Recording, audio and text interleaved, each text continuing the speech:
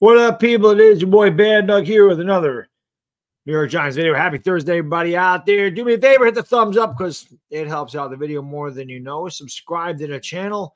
Obviously, the New York Giants season comes to an end on Sunday, but I do plan on doing a lot more content on this channel as the offseason will be very interesting for the Giants without question.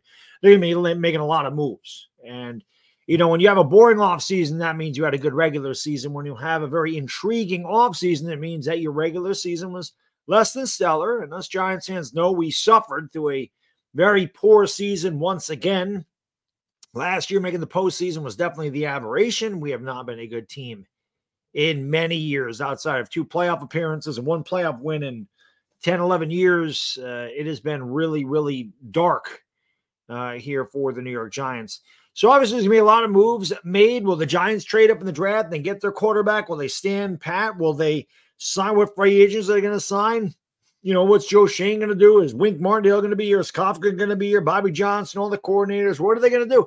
Many, many, many moves to discuss. So you want to be here. You want to subscribe. That way you can be around when I give you my thoughts and opinions and rants and raves, and I have the wrong take, and people can go back 2 years from now and go, oh, Baddog, that aged like milk. You can do all that stuff. But only if you subscribe. So I encourage, because it's free and it costs nothing. One of the major questions, however, is Saquon Barkley. What the hell did the Giants do with Saquon Barkley? And I put it out on Twitter. You can follow me on Twitter at Mr. Baddog7676, and we're closing in on 9,000 followers on Twitter. Should be cool to get there. You can follow me on Twitter, follow me on Instagram. Links are in the description below, so you can follow me there. Again, those are all free. But I put it out there. What do Giants fans want to do with Saquon Barkley going 2024 and beyond? Me personally, I think a tag would probably be the best for the Giants. They're going to have more cap space next year. I think Barkley's tag will be close to $13 million. It's not going to be in the $15 million range, so maybe 12.5, 13 million. I forgot exactly what the tag number is for Barkley. Obviously, you cannot tag another player. Once you tag a player, you can only tag one player, and obviously you cannot move the money around, so it automatically goes against the cap. However, that's not a big number, in my opinion. Saquon may not like that. He held out for a little bit, or he was, I shouldn't say held out. He really didn't, but he was tough, made it clear he did not want to play under the franchise tag, and has recently come out and pretty much said, hey, if I'm a free agent, I'm a free agent. If I'm meant to be somewhere else, I'm meant to be somewhere else. If I'm meant to be here, I'm going to be here. Does that mean the writing's on the wall? Have the Giants already discussed the future of Saquon Barkley? You know, what is it going to be? Saquon Barkley was 2nd overall pick in 2018. It was Dave Gettleman's first pick in what turned out to be a really bad regime, a bad stint here with the Giants. Dave Gettleman obviously did nothing to really make this team any better. He did have some hits in the draft without question. I think his drafting really wasn't bad. I think that his free agent signings and his trades were terrible.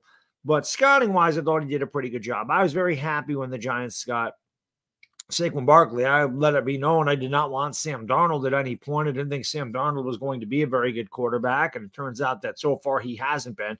But I didn't want him. The only guy I really wanted in that draft was Baker Mayfield. So when the Giants got, you know, Saquon, I was very happy. And Saquon's rookie season, man, he looked otherworldly. I mean, he was amazing. He would rip off 70-yard touchdown runs. He had 92 receptions that year. He led the league in yards from scrimmage, won rookie of the year. He was fantastic. Saquon was amazing. And then injuries started to hit him. He had a high ankle sprain the game that Daniel Jones debuted against Tampa. He missed some weeks there. Then obviously he tore his ACL in 2020. In 2021, he dealt with another high ankle sprain. 2022, he was healthy. And, you know, he was able to, you know, have another 1,000-yard season. The Giants ended up tagging him and signing Daniel Jones. Saquon Barkley certainly doesn't have the explosiveness he once did. I think that's pretty evident. Normally, when a player tears his ACL, you are going to lose a step. And trust me, as a guy that's headed towards 50 at a rapid pace, I know damn well you do not get faster as you age, especially when you take a beating like that position does, which is why that position is kind of getting phased out. When position, I mean the number one running back that makes a ton of money. Unless you're a guy like Christian McCaffrey that can do everything. He can run, he can block, he can catch. He's like the perfect back. Other than that, it's really running game by committee, reason being the quarterback is a big part of the running game. nowadays. 30 years ago when I was a kid, and it was Barry Sanders and Emmitt Smith and Thurman Thomas tearing up the league, the quarterbacks were not running like that. Troy Aikman was not busting out of the pocket on RPOs. That's not what Troy Aikman did.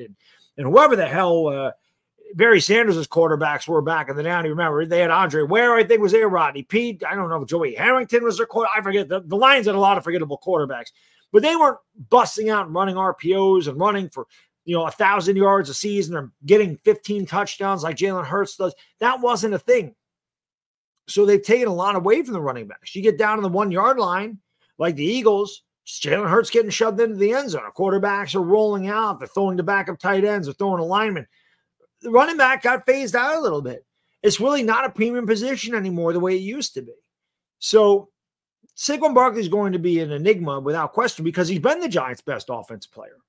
Without question. He is definitely our best offensive player, has been since he's got here. Hasn't translated to many wins, though. He's had some bad luck. Sometimes I feel that he hesitates behind the line of scrimmage. I feel like he's trying to do too much because he knows the offense struggles. So instead of just hitting the line and getting a couple 3 yards, 4 yards, he has a tendency to delay and try to make everything a 70-yard touchdown. You can't do that. Sometimes you just got to take what the defense gives you. 2nd and 8 is better than 2nd and 10 or 2nd and 13. And obviously the offensive line has been a major problem since he's got here. It's been a major problem before he got here. And even if he's going next year, it'll probably be a problem after he leaves, unless Joe Schoen can find a way to fix this. So I want your thoughts in the comments section. You want to give Saquon Barkley an extension? Would you want to give him something like 2 years, $22 million, all guaranteed, 3 years, $25 million with an opt-out after 2? Tag him, release him, tag and trade him if possible. I mean, the Giants have a lot of questions. In the last video I did here, talked about how Joe Schoen, this is really going to be the pivot for him. The Giants are going to do a lot of pivoting this offseason. Saquon Barkley is a stand-up guy, a character guy, a hardworking guy. He is the kind of teammate you want. There's no question about that. His leadership, he's well-spoken. He's well-managed. He's a good kid. I mean, there's no question. Nobody's ever going to deny Saquon being a bad, they're not going to question his character or his work ethic or any of that. But how important is he to actually winning football games? Is it worth putting money into that position?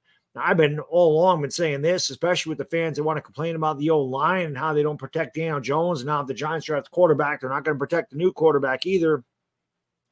So how can you give money to Saquon Barkley? Wouldn't you want to put the money in front of the quarterback instead of behind the quarterback? I'm of the opinion to tag him, you bring him back. Because if you do draft a rookie quarterback, well, you probably want Saquon Barkley there. He would certainly help a rookie quarterback, but I don't want to give Saquon 3 years or more. If 2 years, if the Giants run 2 years, 25, 22, and they guaranteed it, I could get on board with 2 years. But Saquon's going to be, 27 this offseason? Maybe he's going to be 26. I don't know. 27. He'll be 27 in February. So, he's not getting any younger. Usually 27 is probably the last prime age of a running back, and that's why they want to get paid immediately, because normally running backs are in their prime when they come right out of college.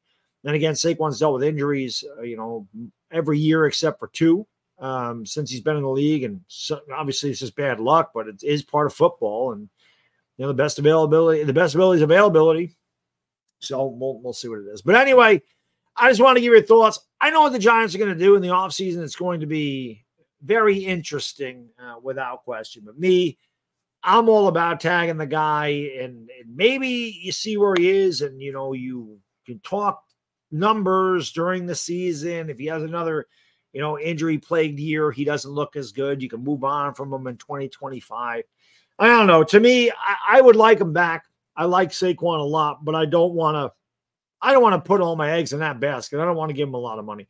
Anyway, let me know what you think in the comment section. As always, appreciate you watching. Enjoy the rest of your Thursday. I'm going to go hit this gym workout, and I'll be back tomorrow for another video. Anyway, it's Bad Diggy Dizzle, and I'm out. Peace.